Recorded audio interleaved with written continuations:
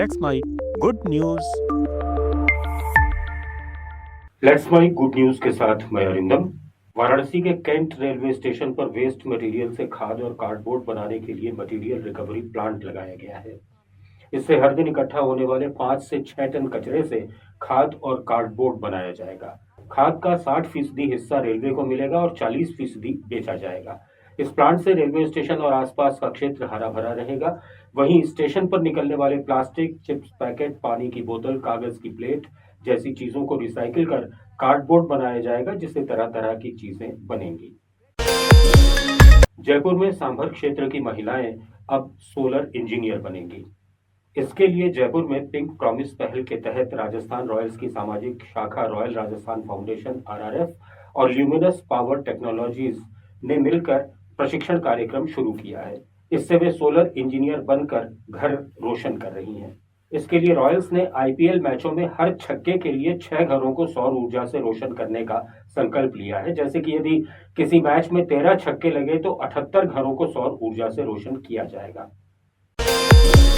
झारखंड में देवघर जिले के गुलीपाथर गांव के समीर अंसारी ने 5 साल तक कुदाल से मिट्टी खोदकर डढ़वा नदी के किनारे एक बांध और तालाब बना दिया है। उनका मकसद था गांव में पानी की कमी दूर करना। पहले लोग उनका मजाक उड़ाते थे, लेकिन समीर ने हार नहीं मानी। उनका ये काम गांव की जल समस्या का समाधान बना और आज लोग इन्हें देवघर का वाटरमैन कहते हैं। पुणे के इंजीनियरों ने सौर ऊर्जा से संचालित अनोखा कृषि रोबोट विकसित किया है। ये विशेष रूप से छोटे और मझोले किसानों के लिए डिजाइन किया गया है, जो सीमित संसाधनों के साथ आधुनिक तकनीक का लाभ उठाना चाहते हैं। ये पारंपरिक ट्रैक्टर का ऐसा छोटा, स्वतंत्र, सस्ता विकल्प है जो बीज बोने, पानी या कीटनाशक स्प्रे, घास काटने और खरपतवार हटाने जैसे काम खुद कर सकता है। ये रोबोट पूरी तरह सोलर पैनल से चलने वाला है, यानी इसे बिजली या डीजल की आवश्यकता नहीं होती। ये अपने ऊपर लगे सोलर पैनल से धूप को सीधे ऊर्जा में बदलकर काम करता है। हालांकि इस किस्म के रोबोट अमेरिका और स्विट्जरलैंड में पहले से काम कर रहे हैं, लेकिन भारत में इसे पहली बार बनाया गया है। नीदरलैंड्स के रॉटरडम शहर में इसी 30 मई को एक अनोखा संग्रहालय खुला है। म्यूजियम ऑफ माइग्रेशन का नाम फीनिक्स है और ये उस स्थान पर खोला गया है जहां से एल्बर्ट आइंस्टीन 1933 में यूरोप छोड़कर अमेरिका गए थे। संग्रहालय में स्थान प्रवास की ऐतिहासिक कहानियां जीवंत रूप से बताई गई हैं।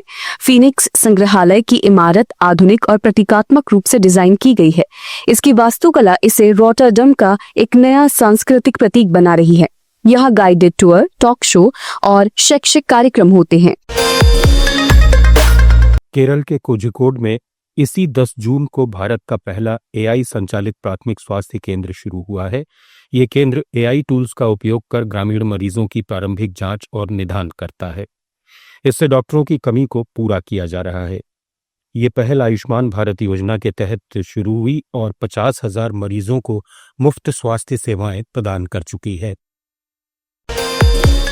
इसरो के चंद्रयान 4 मिशन ने चंद्रमा के दक्षिणी ध्रुव पर पानी के अणुओं की पुष्टि की है। मिशन में AI संचालित रोवर ने मिट्टी के नमूनों का विश्लेषण किया, जिससे ये जानकारी मिली। इस खोज ने चंद्रमा पर मानव बस्ती की संभावनाओं को बढ़ाया है। दुनिया भर के कवक विज्ञानियों ने इस साल 2000 नई कवक प्रजातियों की खोज की है। इसमें भारत के वैज्ञानिकों ने 50 प्रजातियां खोजी हैं। ये कवक पर्यावरण संरक्षण, कार्बन पृथक्करण और दवाइयों में बहुत उपयोगी हैं। मणिपुर के 500 सरकारी स्कूलों में सौर ऊर्जा संयंत्र लगाए गए हैं। इससे ग्रामीण क्षेत्रों में बिजली की कमी से जूझ रहे छात्रों को निर्बाध शिक्षा मिल रही है। इस पहल से 20,000 बच्चों को डिजिटल क्लासरूम और रात में पढ़ाई का अवसर मिला है। स्थानीय युवाओं को सौर पैनल स्थापना का प्रशिक्षण भी दिया गया है, जिससे 500 नौकरियां सृजित हुई हैं।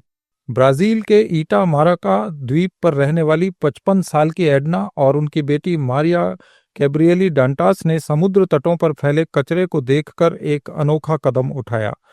समुद्र तटों पर कांच की बोतलें, प्लास्टिक और दूसरा कचरा बिखरा रहता था, जो पर्यावरण को काफी नुकसान पहुंचाता था। एडना ब्राजील के गरीब और सूखाग्रस्त अग्रेस्ते क्षेत्र में पली बड़ी थीं। इन्होंने बचपन से ही संसाधनों की कद्र करना सीखा था। 2 साल की मेहनत के बाद माँ बेटी ने 8,000 से ज्यादा कांच की बोतलें इकट्ठा की और इनसे 7 कमरों का एक सुंदर पर्यावरण के अनुकूल घर बनाया। इस इको फ्रेंडली घर की दीवारें बोतलों से बनी हैं जो सूरज की रोशनी में चमकती हैं। छत को पुरानी टूथपेस्ट ट्यूबों से डिजाइन किया गया है और फर्नीचर रिसाइकल लकड़ी से बनाया गया है। इस घर ने न केवल कचरे को कम किया बल्कि लोकल कम्युनिटी को भी प्रेरित किया कि कचरे को रचनात्मक तरीके से इस्तेमाल किया जा सकता है। एडना कहती हैं, ये कचरा अपने आप खत्म नहीं होगा, हमें इसे नया जीवन देना होगा। केरल के प्रोफेसर राजगोपालन वासुदेवन को प्लास्टिक मैन के नाम से जाना जाता है।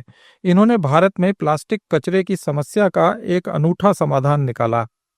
उन्होंने देखा कि प्लास्टिक का कचरा नदियों, सड़कों और खेतों में फैल रहा था। एक केमिस्ट्री के एक्सपर्ट के रूप में उन्होंने प्लास्टिक को पिघलाकर डामर के साथ मिलाने की टेक्नोलॉजी विकसित की। इस मिक्सचर से बनी सड़कें न केवल मजबूत और टिकाऊ हैं बल्कि पारंपरिक सड़कों की तुलना में सस्ती भी हैं। उनकी इस तकनीक को 2002 में पहली बार आजमाया गया और आज भारत में 1 लाख किलोमीटर से ज्यादा ऐसी सड़कें बन चुकी हैं। इस प्रक्रिया में लाखों टन प्लास्टिक कचरे का इस्तेमाल हुआ, जिसने लैंडफिल और समुद्री प्रदूषण को कम किया। राजगोपालन ने अपनी तकनीक को मुफ्त में सरकार और संगठनों के साथ साझा किया, जिससे इस टेक्नोलॉजी का लाभ पूरे देश को मिल सके। केन्या के लामू द्वीप पर नाविक इस्माइल और उनकी टीम ने समुद्र से फैले प्लास्टिक कचरे को देखकर एक अनोखी पहल कर डाली। उन्होंने फ्लिप फ्लॉपी नाम की एक परियोजना के तहत समुद्र तटों से इकट्ठा किए गए प्लास्टिक कचरे जैसे चप्पलें, बोतलें और ऐसे ही दूसरी सामग्री से एक पारंपरिक नाव बनाई। इस नाव को बनाने में 10 टन से ज्यादा प्लास्टिक का उपयोग हुआ। ये नाव न केवल बहुत काम की है, बहुत हल्की है और इको फ्रेंडली भी है। अब इस्माइल अपनी टीम के साथ इस नाव से पूर्वी अफ्रीका के तटों की यात्रा करते हैं, जहां वे स्थानीय समुदायों को समुद्री प्रदूषण के खतरों के बारे में जागरूक करते हैं। उनकी इस पहल ने हजारों लोगों को समुद्र तटों की सफाई अभियानों में शामिल होने के लिए इंस्पायर किया। इंडोनेशिया के बाली में एक सोशल वर्कर इबू रॉबिन लिम ने एक ऐसा गांव बसा दिया जो सिर्फ बांस से बना हुआ है। बाली के जंगलों में काफी मात्रा में उपलब्ध बांस को उन्होंने टिकाऊ निर्माण सामग्री के रूप में चुना। इस गांव के सभी घर, स्कूल और सामुदायिक केंद्र बांस से बने हुए हैं, जो न केवल पर्यावरण के लिए सुरक्षित हैं बल्कि भूकंप प्रतिरोधी भी हैं। ये इमारतें सौर ऊर्जा से चलती हैं और बारिश के पानी को संग्रह करने की प्रणाली भी इनमें लगी हुई है। पर्यावरण प्रेमी इबू रॉबिन ने स्थानीय कारीगरों को ट्रेनिंग दी ताकि वे बैम्बू से निर्माण की कला सीख सकें। उनकी इस पहल ने न केवल पर्यावरण को बचाया बल्कि स्थानीय लोगों को रोजगार दिया और आत्मनिर्भरता प्रदान की। It's time for news. It's time for more than radio. Presenting the first radio news app, Let's Mic. Let's Mic, a news-based app on your phone where you get to watch and listen news, talk shows, interviews, radio show podcasts. On Let's Mic, you get all relevant information of TV, print, radio, podcast, and digital. Let's Mic talks about every segment of life.